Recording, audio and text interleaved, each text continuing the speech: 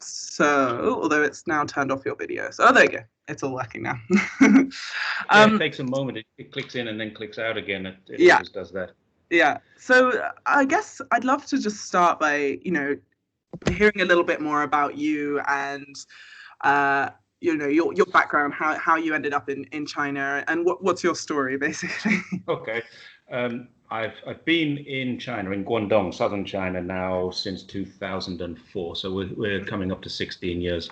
I arrived in October, so just a couple of months short of 16 years. I came here because I had an idea. I was made redundant. I worked for an Australian company. Actually, I worked for a British company in Australia. And I was the general manager in that. So when that company was taken over, I was one of the people that the new owners of the company said, well, we don't really need all these managers. And I got a redundancy package. And I was quite happy about that. Everything was cool. I put away some money in the bank and I decided to go to school and learn how to be a teacher. The idea being that I would travel the world and do a bit of teaching and just get paid for being a bit of a beach bum, to be honest. It didn't work that way. I found a job that I liked. I found an environment that I enjoyed living in. I came to China really for a one-year contract. It was with an Australian company. I finished my contract and it wasn't going to be renewed. It was always a one-year contract, and I decided that I liked living here. It was not what I expected. It was far better. It was a really different environment to my own expectations. So I was very happy. I found another job. I met a lady and we got married. I'm now been married for 11 years. And so relatively happy in a fairly normal environment. I have one issue with living in China, that I'm now 62 years of age, and at that age I can't get a working visa anymore. So effectively I'm retired now. So I've spent a lot of my time cycling, a lot of my time writing. I've done a lot less cycling this year because of obvious restrictions with travel. I have family in the UK. I have family in Australia. I'm British-born Australian citizen. And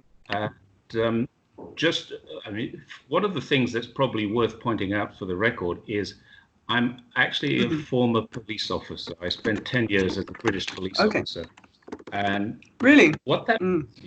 I worked 5 years in central London. I've been involved in things like royalty protection, diplomatic protection.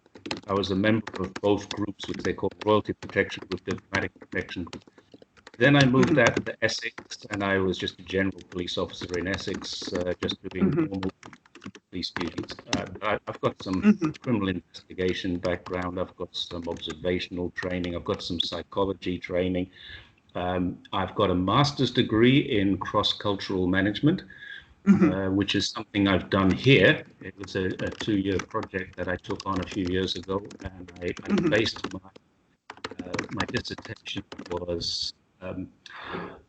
was looking at a British workplace environment using Western management philosophy and managing under a Chinese workplace psychology. So it means that I basically looked a lot at the way that Chinese mind works. I've studied a lot about China and Chinese people. And I think that background tells you that I'm not an idiot, but it doesn't tell you about, the thing that we're going to talk about today is mostly Xinjiang, I think, rather than my bike. Other people want to interview me about the fact that I've ridden a bike across China 3 times. So once from southeast to northwest, once from north to south, and again from northwest back to southeast. 3 different really long bike rides. And I've probably covered in excess of 30,000 kilometers on a bike in China.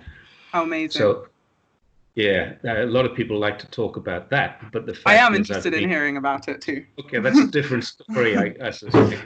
But the thing is, I found myself just recently. We did a bike ride in September, October last year. My wife, a friend of ours, and myself, 3 of us. We flew to Urumqi and we rode bikes out of there and across the length of Xinjiang into Gansu, and then from Gansu we headed back down to the southeast. What that means is we spend a lot of time on our bikes in Yeah. Xinjiang. And what I've observed is, I'm not going to say that any of the narrative that I've seen is wrong. I'm saying that it seems to be extremely biased and unfact-checked. And if you read anything that I've written, you'll see that I don't say things are wrong. I say, that doesn't look right.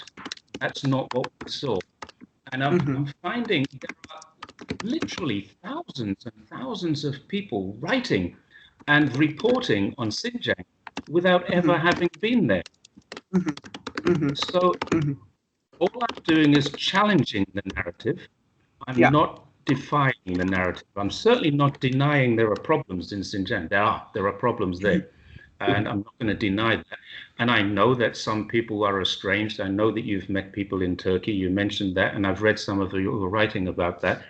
And what it seems to me is, even yourself, you're basing everything that you read, everything that you write is being based on what's being told to you by people who have some kind of agenda to put forward.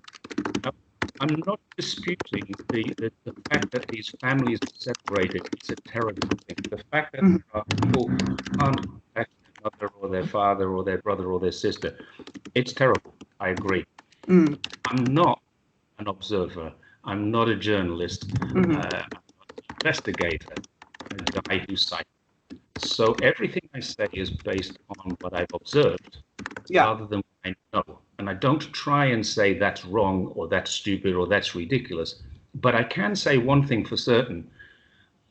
All the time that we were in Xinjiang on our bikes, we saw really heavy security. You go through security checks several times a day. Every time in the desert, there's no police. You're traveling across the Taklamakan desert and there's nobody there. We spent one of our nights sleeping on the floor of a shed next to the restaurant. We spent another night sleeping under a culvert, a drainage culvert in the road. We spent another night in tents behind a service station on the side of the road. Nobody ever asked us what we were doing. Nobody ever stopped us from doing it. Nobody ever asked to see any of our photographs. And nobody ever said, you can't go here or you can't go there. We went through every single police check, was very friendly, very normal. It was a pain in the butt, don't get me wrong. If you're traveling on a bike, you want to get from here to here, and it's 100 kilometers, and you've only got 8 hours of daylight. Actually, it's more than that, it's 10 hours of daylight. But by the time you've stopped 2 or 3 times for rests, and then you're just arriving in town, and it takes an hour to get through the police security, that's a pain in the butt. But at no stage were they ever abusive. They were never rude. They were never aggressive. They never asked to see our photographs. I had a camera mounted on the front of my bike. I had a drone camera, which I didn't use very often. I certainly didn't use it in Xinjiang, but that was only because it's too windy. You can't put a drone up. It's windy, so we just left it in the bag and rode. But they never asked to see it. They Do you never think you asked would me have if I had issues if you tried to put the drone up? Do you think anything would have happened? I would have crashed the drone. That's about all. I guess it would have depended where. I'm quite sure there are sensitive areas. Xinjiang is a massive place, massive. Yeah. We could have gone into the desert and been 100 kilometers from any building and taken the drone out, flown it, and followed us, and we could have done some great riding shots, and nobody would have cared a jot about that. If we'd done it on the outskirts of Turpan or Hami, perhaps, I don't know, but perhaps they would have felt differently. And if they'd seen it up there, the police might have come along and said, what are you doing here? Let's have a look. And if there's nothing there, then they would have said, that's okay. If I was covering something sensitive, I don't know. They might have asked me to delete it. But at no stage did anybody. At no stage. They all knew that we had it. They knew I had a camera. My wife had a camera on her bike. I had a camera on my bike. Each had mobile phones with cameras in. And nobody asked to see it. At no stage did anyone say, where have you been? What have you been doing? What did you see? Show us your cameras. And this flies completely in the face of this narrative that everybody says Xinjiang is in total lockdown and no one can go there and ask questions. Well, we Right. did. We stopped at restaurants and we asked questions. One of my favorite questions, particularly in Urumqi,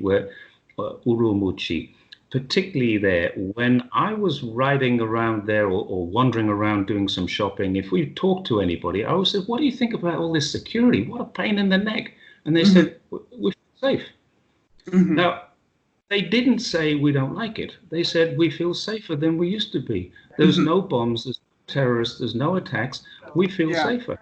Now, this is coming from people who have to, in order to get in and out of their shopping centers, go through metal detectors. In order to get in and out of their living gardens, the communities in which they live, have to go through a video identification, scan of the identity card, and then through a turnstile, an electronic turnstile. So this is how secure that Xinjiang is. Every single school is the same. It's surrounded by barbed wire fences. It has what I would call tank traps out the front. You know, when I was working in London during the IRA campaigns in the 1970s and 1980s, we didn't have this level of security at all. I wish we had. I was going to ask you about that. I mean, as a former police officer, seeing this, hugely, closely, close grid of security, what were your thoughts as a police officer? Do you think this is how a society should be run and should be kept secure? Not at all, but it is secure. You have to really look at this from two different perspectives. There are two different perspectives to look at it. One is China is the safest place in the world to live, work, play, visit, travel. That's one aspect. The other aspect is China is the most totalitarian, authoritarian state in the world because they manage every aspect of your life.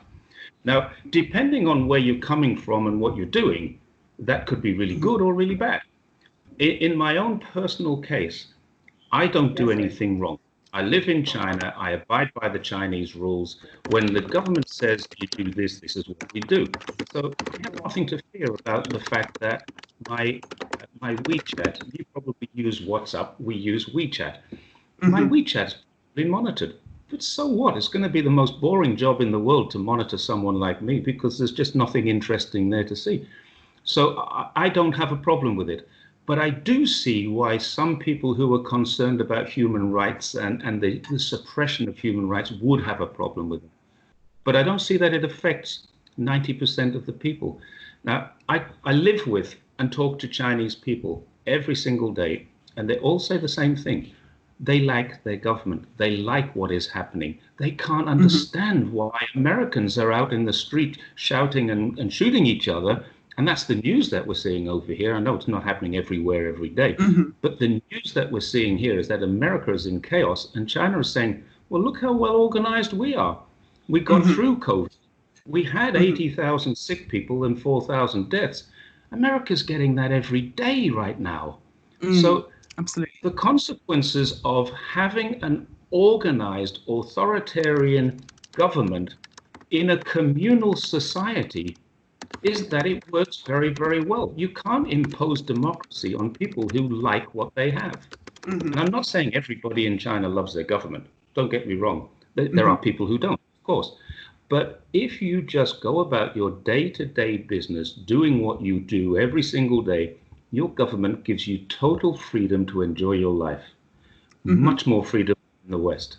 When I lived in the UK, I couldn't go to my local corner shop, buy a bottle of beer, walk out and open it and drink it. I can here. I can sit outside the corner shop and have a drink if I want to.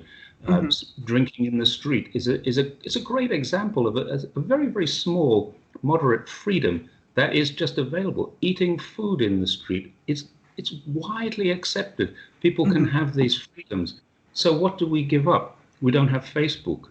Well, we can if we want. We can have a VPN. People say, but VPN is illegal and Facebook is banned. Well, no. Facebook has refused to meet the standards that China wants, which is to allow them access, so therefore it's not allowed. But VPNs are not illegal. They're not encouraged. But Jerry, you're in a much more privileged position. If you were a Uyghur in Xinjiang and you downloaded a VPN, you would be immediately arrested. That is that is just the truth. People have been How arrested do for you know much that? less for having How do you know WhatsApp that? on their phone.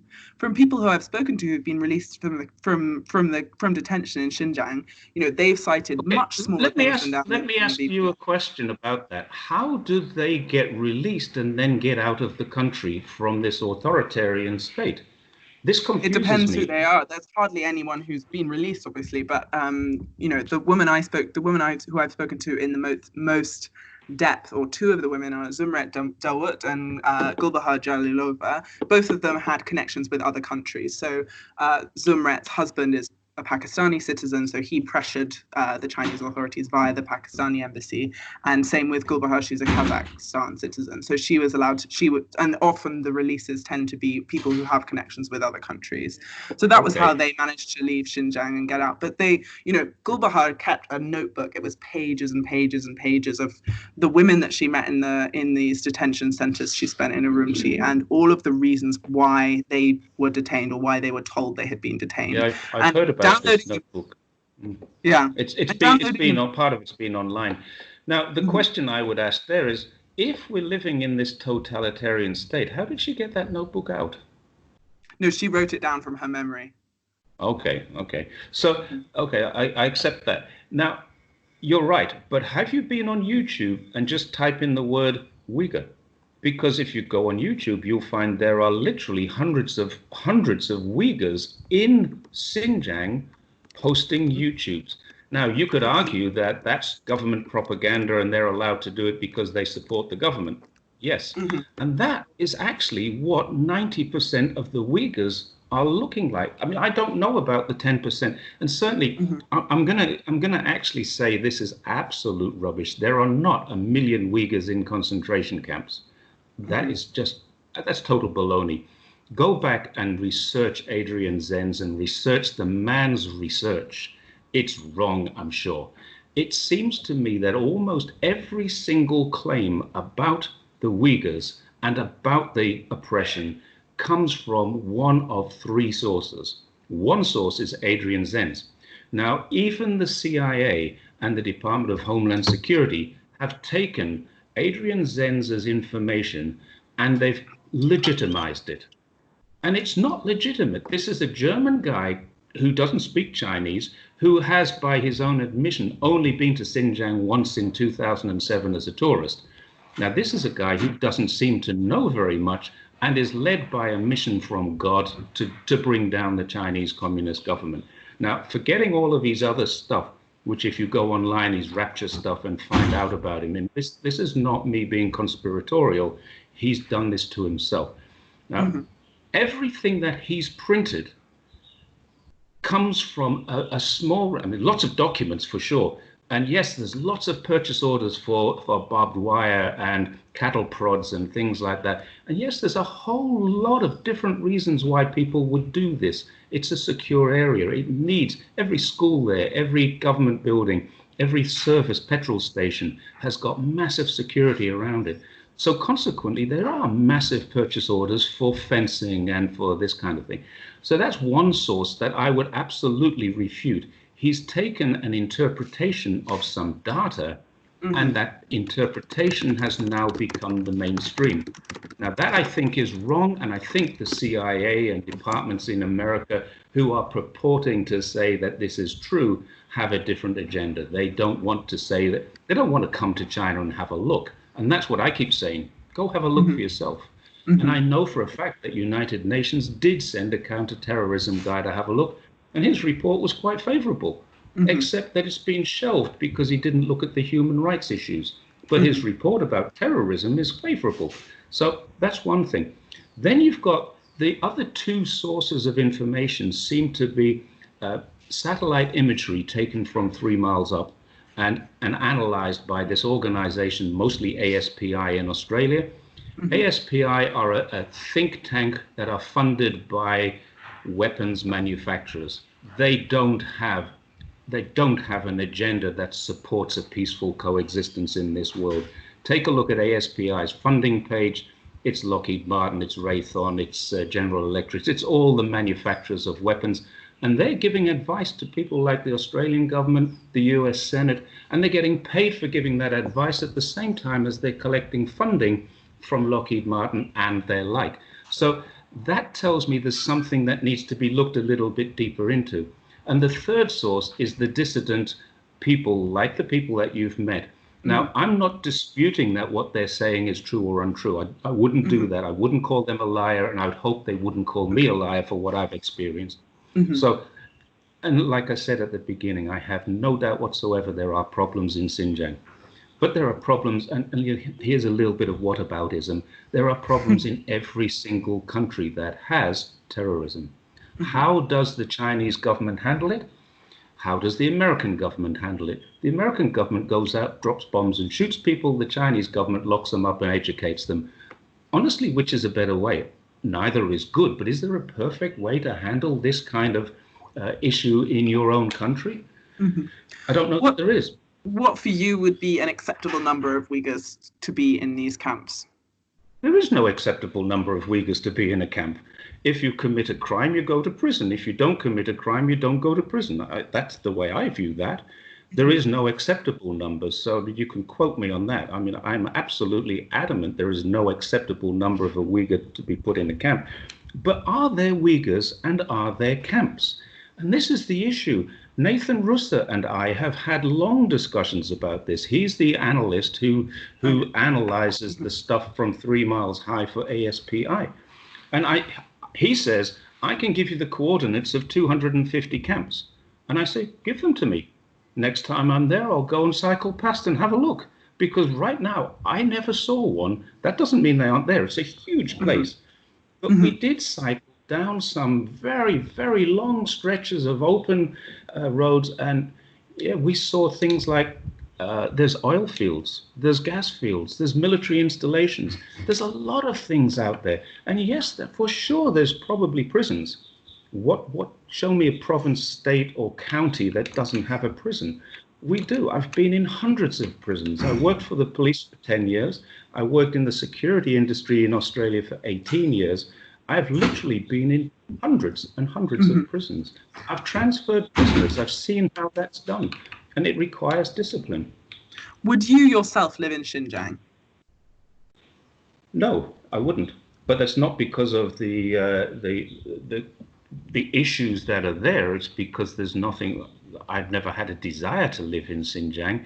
I don't like the climate in Xinjiang. It's extremely hot and dry, and then it gets extremely cold and wet. There's nothing to attract me to Xinjiang in terms of living. Would I live in Saudi Arabia? No. Similar. And that's the sort of the answer I would give you there is no, but not for the reasons of the security. I would feel very safe. I do feel very safe when I'm there. So if the same security apparatus was built in the place where you're living, you wouldn't consider moving. You'd be happy to stay. I would, yeah, because this is my home. I own an apartment here. My wife and her family are from here. We have. I don't have any job to do now, but I have all my connections here. This is my base. Now, if they built that level of security, would I like it? Of course not. I wouldn't like it at all. But would I move? Probably not. If they said to me, you can't use a VPN and you can't use your Twitter account and things like that, then I might consider it, because my lifeline to the outside world is through the internet. But so far, there's never been a need to do that. And in Guangdong, where I do live, honestly, it's very, very safe. There's hardly any crime here. You know, if there's a crime, and you're talking about pickpockets get reported in the local paper and the local news. And in London, pickpockets were happening 50 times a day. Robberies were happening all over the place. Again, this is a safe place. Why is it safe? Because we're monitored everywhere we go. So Jerry, I'm curious about how you, you've just got off a phone call, I believe, with CGTN, did you say? And I was going to. That's coming after you now. Okay. No problem. And I saw that you were featured on the Global Times as well, and obviously you've got your Twitter account. And I was wondering, when did you start to kind of build up a following? How did you go from just being a cyclist to suddenly being kind of, I mean, I would almost describe you as an influencer. I wouldn't say I'm an influencer yet, not with 4,000 followers. When I got 45,000 followers, maybe. It all happened by accident. I actually wrote, I put onto my medium.com, it was a clickbait title, How Did I Become Such an Expert on Xinjiang? And I opened the story, the article, with the words, actually, I'm not. The fact is, I'm just a cyclist, and so is my wife, and so is my friend, and we cycle through and we read these stories and we say, that doesn't look like the Xinjiang we know. It doesn't look like the Xinjiang we saw. So how did I become an influencer, as you call me? Simply because I was online and somebody right at the very beginning said, you're not allowed to cycle through Xinjiang. And I said, I beg to differ, I just did. Here's photographs. Now, if I went back to Xinjiang now, I would go back as a very different person with a very different view. I would be looking for issues. I went there to ride a bike, and the photographs that we've taken are us riding bikes. The videos that we've got are us riding bikes. Or we might be taking photographs in restaurants or at places that we stopped. But we didn't actually go there with a view to being journalists and exposing some kind of story. And I have to tell you, Isobel, if somebody can take this story and find the root of I think the propaganda is a better word than lies, but certainly there are mistruths in this, and certainly there are misunderstandings in this. If someone can unravel this, go to Xinjiang as a journalist and expose this for what it is, there's a Pulitzer Prize in it. This is like the Wall Street, Washington Post story when they found the weapons of mass destruction weren't true. That's how strongly I feel about this. There are serious problems in Xinjiang. I never argue with that. There have been terrorists. Many of them ended up in Turkey. As you may know, there are a lot of them ended up in Turkey. There are a lot of dissidents around the world. There's a lot of stories around the world. But the fact is, no one has been to Xinjiang and asked the Xinjiang people what they think. I just watched, just a little while ago, I watched an HBO special, a guy called John Oliver. Do you know John Oliver? I don't think he quoted you, but he quoted your sources as well. And he's talking about this. And I just put a reply to his tweet about it, that this is the biggest load of twaddle I've ever seen. Totally uncorroborated. Everything is corroborated by this one person, and it's Adrian Zenz. If we go back to that source and say, let's really analyze what he's got from the viewpoint of the way the Chinese government is saying it. Now, please believe I am no great supporter of the Chinese government, but they have lifted millions of people out of poverty. And I know that for a fact because I've cycled through Gansu, Ningxia, I've cycled through Xinjiang. I've seen their poverty alleviation schemes in action. It is definitely true. So if that part is true, the propaganda about Xinjiang and what's going on could also be true. Right. If you cycle through Ningxia, for example, and you see the number of new houses. When I was there a few years ago, people were still living in caves. I'm not kidding you. This is 2014. People lived in caves. I can show you pictures of it. Now there are houses where those caves were. There are shopping centers. There are cars driving around there. But 5 years ago, people still lived in caves. And they had donkeys and carts. You hardly ever see a donkey cart now because everyone's got an electric bike or electric cart. Joe, you talk about propaganda and Western propaganda about Xinjiang, but do you ever worry, that you yourself are being used as a propaganda tool? I mean, if China has all this evidence that everything that the West is saying isn't true, why are they using a cyclist to show that Xinjiang is a safe and happy place? Nobody's using me, Isobel. Nobody's using me. The CGTN thing came about the same day that you met me. The Global Times thing is only 2 weeks ago. I've been talking about this for weeks. Nobody's using me. I don't feel like I'm being used. I'm talking to you for the opposite point of view. and I'm talking to them. They want to talk to me because I support their point of view. Now, what are CGTN, Global Times, and China Daily, and pretty much every single government department and government media, what are they doing? They're pushing out pictures of Uyghurs dancing and pictures of Uyghurs celebrating and pictures of Uyghurs telling them how well they're getting on now that they've been re-educated. Now, their propaganda department absolutely sucks. And I think maybe I'm being used, but I'm being used to deliver a message that I believe in rather than I'm being told what message to deliver.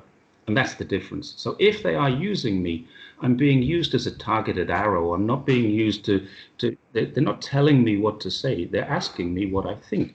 And I'm telling them the same as I tell you. Mm-hmm. Now, you can use the information that I give you one way or another. You can cherry pick all the bits that say, yes, there are some problems with the Chinese government. Yes, there are some problems in Xinjiang. Yes, security is terrible. But I can tell you that if you wrote like that, I would probably be saying in response, this is not in context. The context is that those things that are happening as a result of a necessity.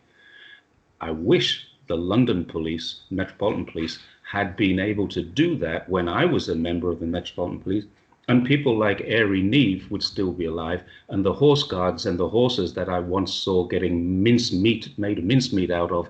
I went to that bombing in Hyde Park. I was there and saw it. I don't ever want to see shit like that again in my life.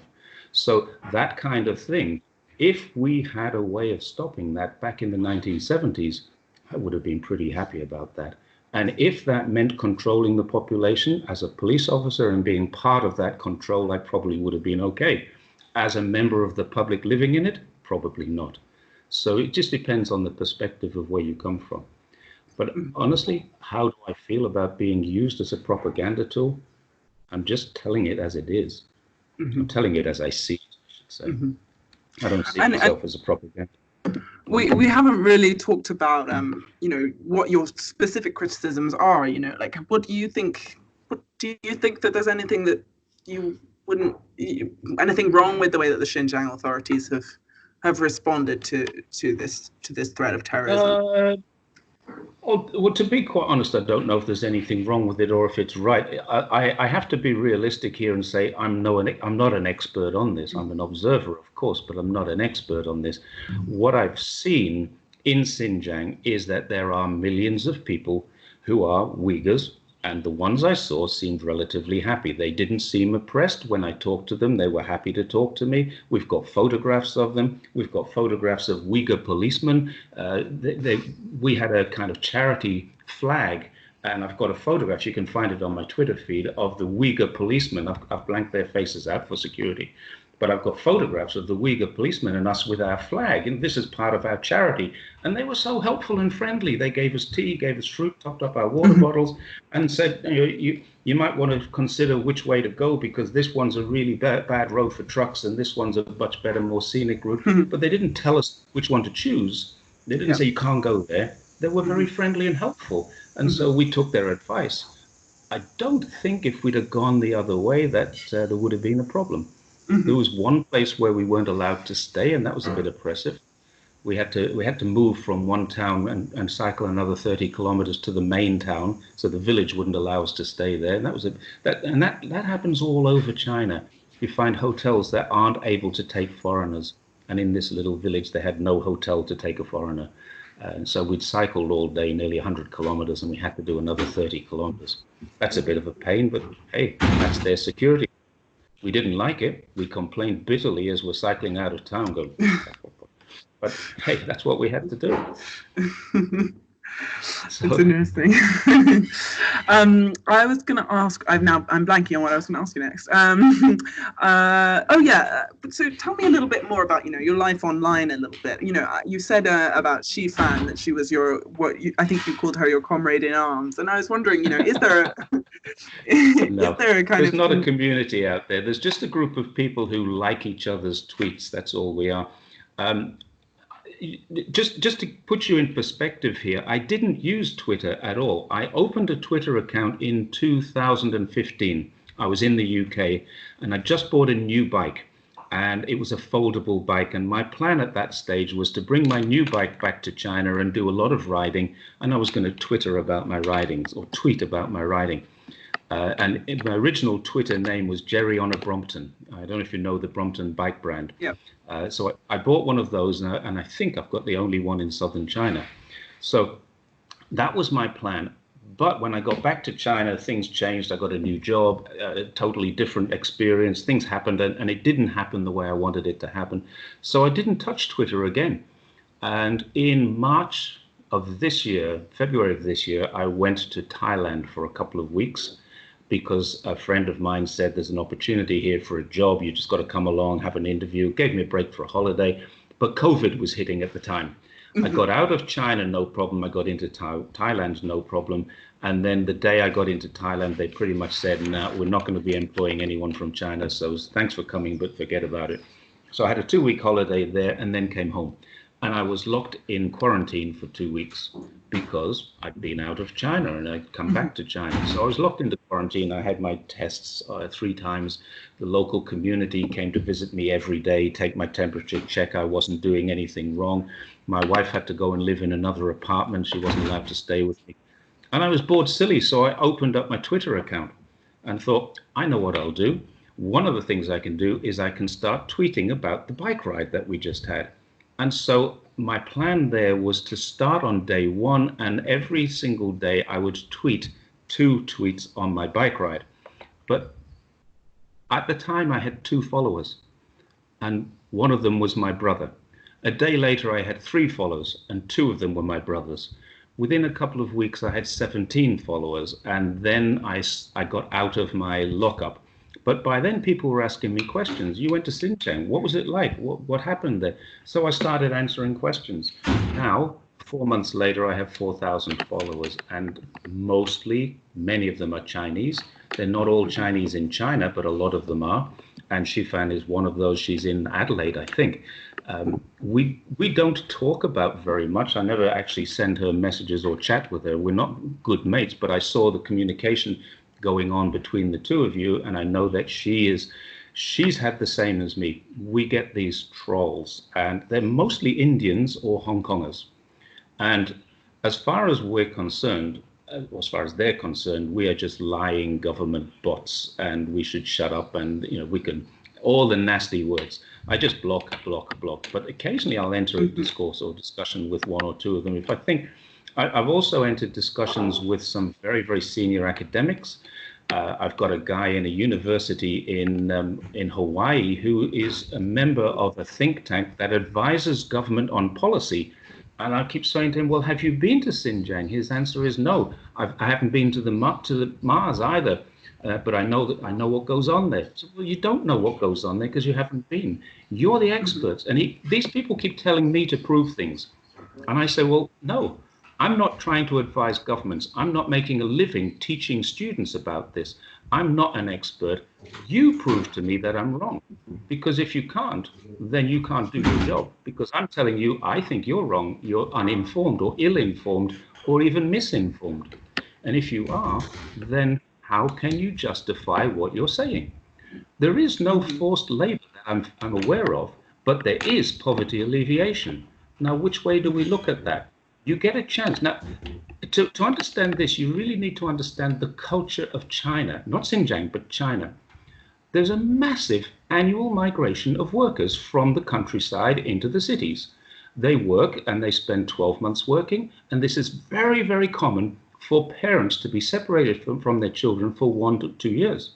They come into the cities, they live in dormitories, they can do whatever they want when they're not working. They work overtime. Do you remember a few years ago the BBC report about Foxconn, when people were sleeping at their desks because they were so tired, because they were working like slaves 7 days a week? It was total rubbish. Every single factory I've been in, and I worked for 3 years in industry here, I've worked in all kinds of different aspects, not just teaching.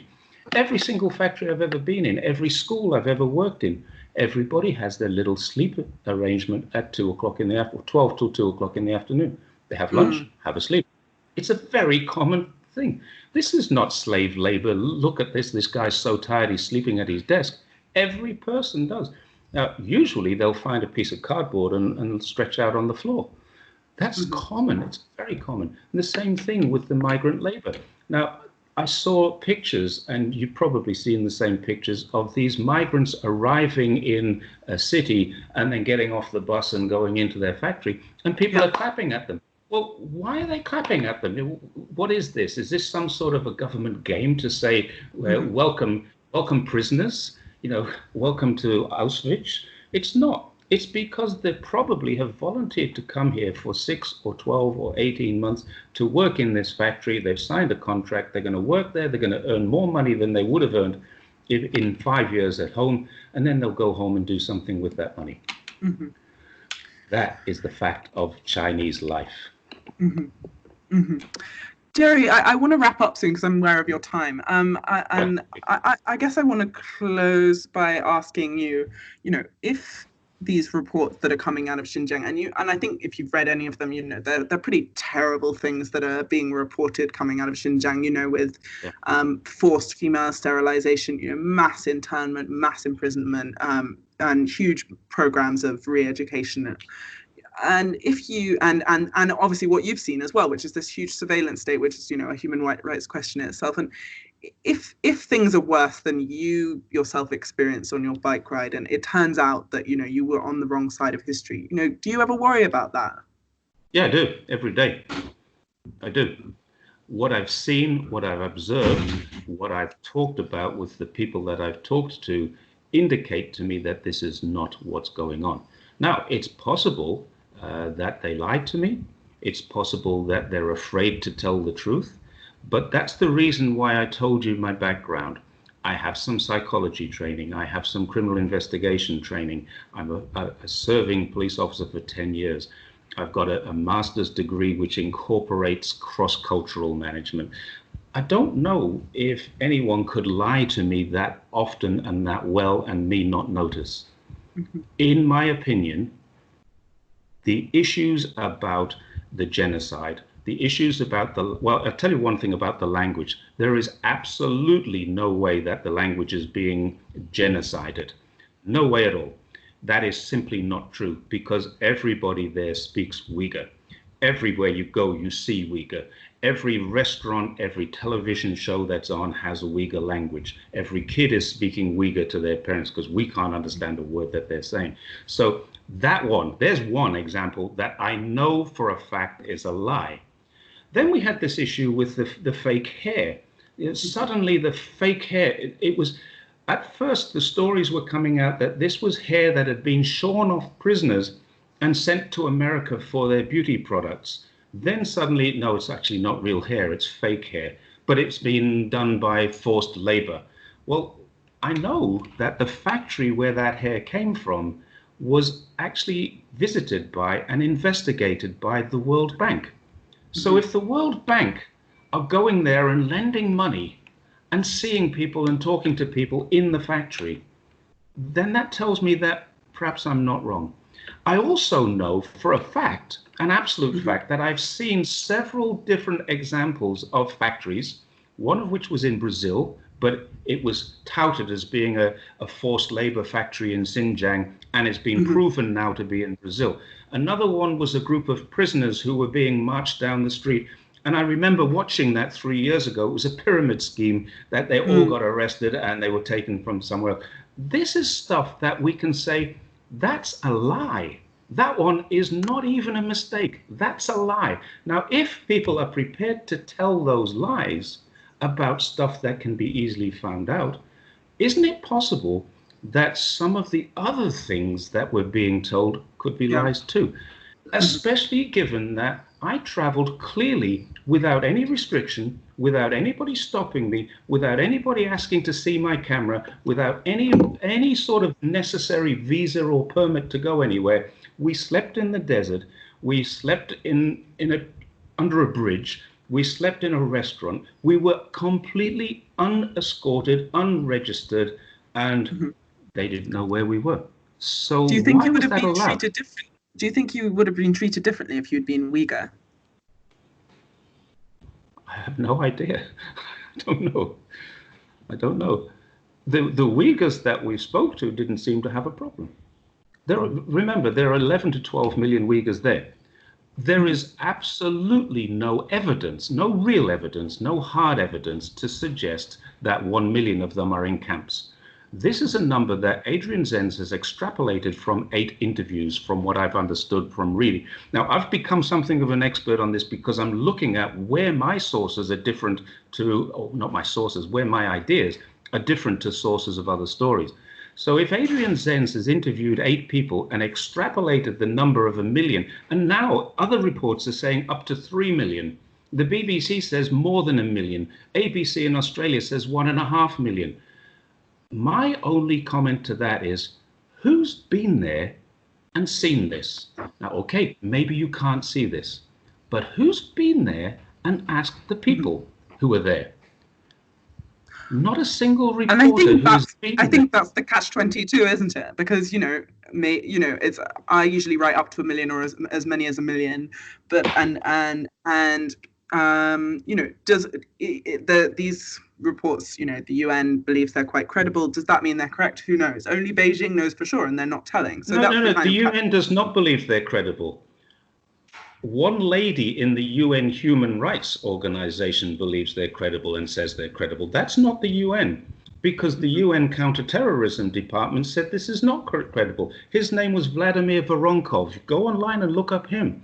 Vladimir Voronkov is the chief of the Counterterrorism Department of the United Nations. He's a serious man. He knows what he's looking at, and he says this isn't credible, but his report's been shelved because human rights say he's given validity to the Chinese regime. Let's not call it a Chinese party. Bear in mind, 93% of Chinese people who have been polled actually like their government. So let's stop calling it a regime and start calling it a Chinese party, which is what it is. It's a communist party. 90 million, 92 million people are in it, and more people want to join all the time. These are people who like their government. Okay. Jerry, before we end, do you think I could just get a few sort of timeline details? First of all, Sure. So you said you'd been in China since 2004 and you worked for an Australian company before that. Do you mind if I ask what the company was? Or what industry it was? It was actually a British company called Chubb Security. Oh, I worked for Chubb Security everybody knows Chubb, yeah. I worked for them for 18 years in Australia. I went there in 1987. I started my life as a security guard, obviously with police background. That was an easy job for me to get. I finished my life there 18 years later as a general manager of a division called Chubb Traffic Management Services. So, and what did that involve? It was related to parking infringement, traffic management, enforcement of parking regulations in some cities, some universities, some hospitals. We had a range, and we also managed some traffic control and things like that. It was basically 2 different parts. One was manpower, one was high tech. Okay. And so you moved to Australia in 1987, is that right? Correct. Yeah. And so prior to that, you were a police officer in the London Met? From 77 to 82 in the Met and 82 to 87 in Essex. I receive a pension from the Essex Police. Oh, that's nice. That's how I live. And how old are you, Jerry, if you don't mind me asking? 62. Born in 58. I'm 62 years old. I was 18 and a half when I joined the police and 28 when I went to Australia. And then when you got to China, so you initially worked as a teacher? Correct. In a school, or? Yes, first year was in a school, an international school here, but it was on a contract with an Australian company, and it was basically a feeder for the University of New South Wales. So I worked for the company but not for the university. I worked for a company that was subcontracted through a company. It was quite a complicated system. Okay. But it was an Australian contract. That was just for the first year? And then after that, what? Yeah, set up my own business. We ran a language center and a coffee shop here for a little while, and then I went back into education. Do you know the IELTS exam? Yes. I was an IELTS examiner for a while. I also was a training manager for a factory here, which is the factory I used for my master's degree. So the training in all kinds of engineering fields. Mm-hmm. I helped to build that company through its training department. I was the training department. I've also been a teacher trainer, so I teach the TEFL course. Okay. Many of my students are people like yourself who've traveled somewhere, spend a year there, work as a teacher, and then, I don't know if you did that, but a lot of people like yourself do. They spend a year getting a bit of experience, but before they do, they have to learn how to be a teacher, and that was my role. Do you speak Mandarin? Say again? A little. A little. A little, yes. Ask my wife; she'll say no, he doesn't. Do I speak Cantonese? No. I understand a lot of what's going on around me. I've never trained. I've never been taught. I just picked up. I can certainly function as a Chinese speaker. When I'm out on my bike and stuff, I have no choice. Can you read it or? No, I can't read it at all. Okay. And then when did you retire? What year? 2018. 2018. Okay. Great, Jerry. Thank you so much. Okay. Thank you very much for your time. I really appreciate it. Have you got CGTN now? I have at 5 o'clock, yes.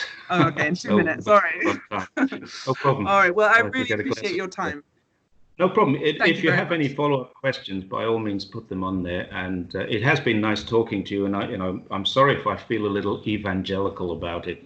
I just feel that seriously, it needs somebody, maybe someone like yourself, to seriously look into this and say, yes, there are problems, but the problems are not what the world is currently seeing. That's not the problem.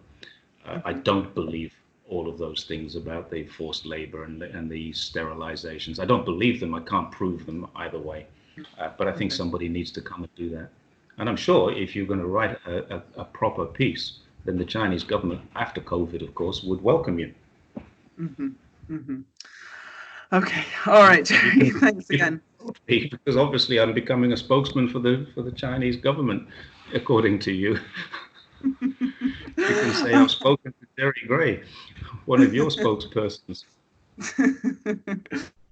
All right, Jerry. Well, have a good rest of your afternoon. It was nice talking to you too.